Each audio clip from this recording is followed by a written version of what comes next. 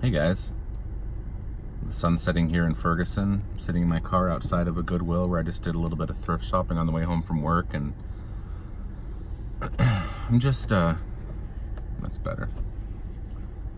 Different kind of video today. I know that I haven't been posting a lot lately. Life has been extremely busy.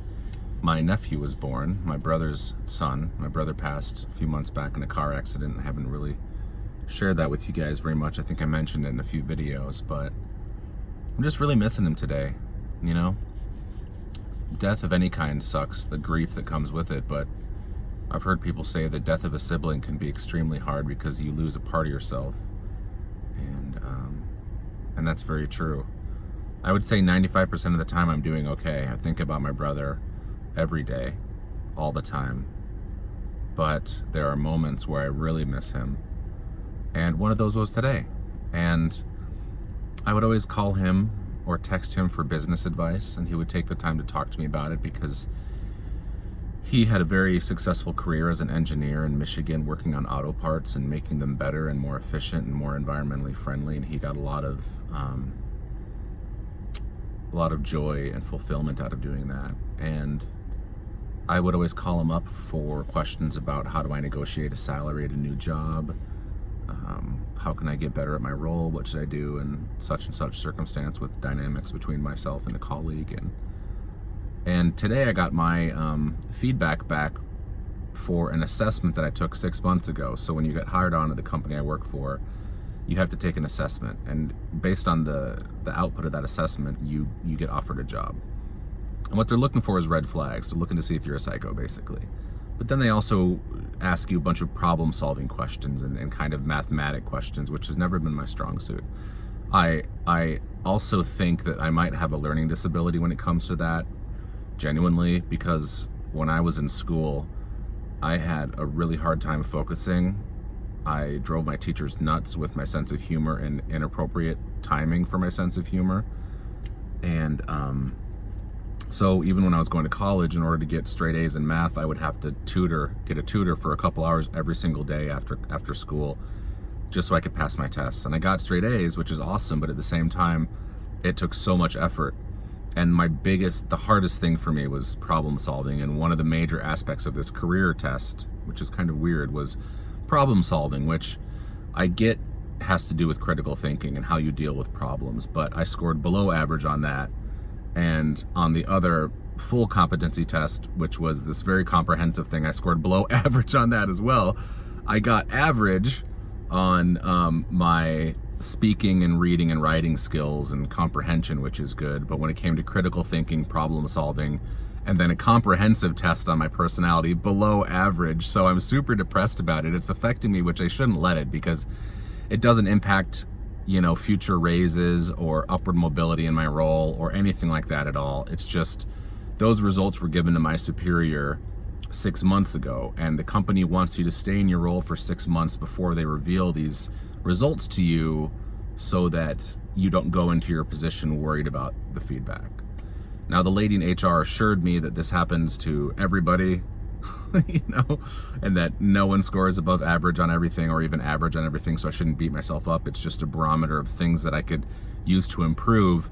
But this is one of those times where I would have loved to have texted my brother Phil and just been like, oh my God, Phil, I scored below average on 2 out of 3 of my career assessment things. And he would have told me, Kelsey, don't worry about it. It's a fucking test.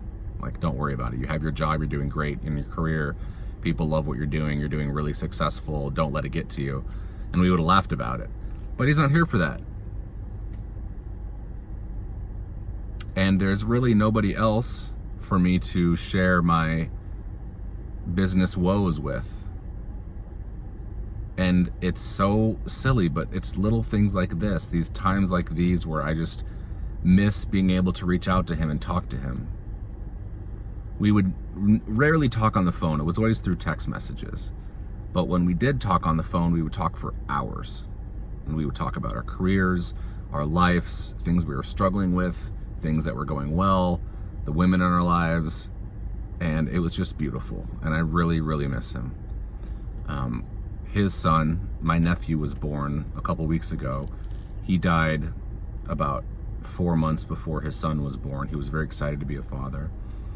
So this is making a lot of this more difficult, is that, you know, it just makes it harder, as you could probably imagine. But for anyone who's had to deal with the death of a sibling, I'm sure you know what this is like. For those of you who haven't had to deal with the death of a sibling or death of anyone in general, one of the best things you can do if you want to help someone who's grieving is just let them know, I'm really, really sorry. Don't ask them probing questions. Don't ask them, how did the person die? How are you doing? You can just literally say this. Say, I'm so sorry that this happened to you. Let me know if you ever want to talk. I'm here for you. I can't imagine what you're going through.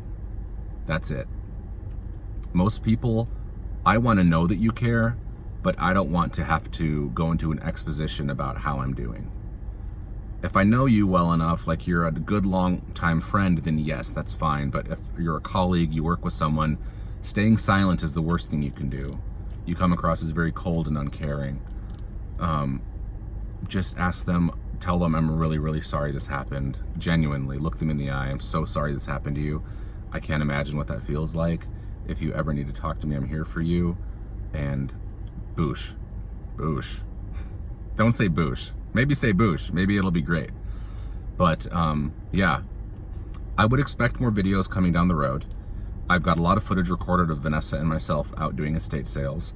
I've been extremely busy dealing with my brother's death, his estate, getting that in order, family, company in town, me flying out to meet my nephew, coming back, getting my personal website up and running for my e-commerce business that I've been letting languish.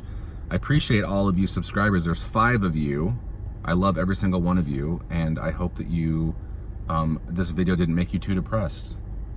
I don't have anyone to talk to about this stuff besides my wife, and I think I bore her with the amount of things. I also have my dad, obviously, and I know, Dad, you're watching this video, and we can talk about this, and you can call me at any time.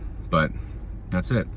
Good news is I got a massive iced coffee at Starbucks, so I'm going to enjoy that in memory of my brother, because he was a coffee fiend. That was for you, Phil. Philip Todd, I love you. I always will. I believe in heaven. I'm recently baptized in the Catholic Church. I believed in heaven prior to that, but I know I'll see you again someday. You're in heaven, having a fucking fantastic time, skateboarding everywhere, doing dumb shit with God and Jesus, and I can't wait, bro. And for those of you who don't believe in God or Jesus, you know, to each their own. I completely respect and love you. I hope you can feel the same towards me. All right, peace out.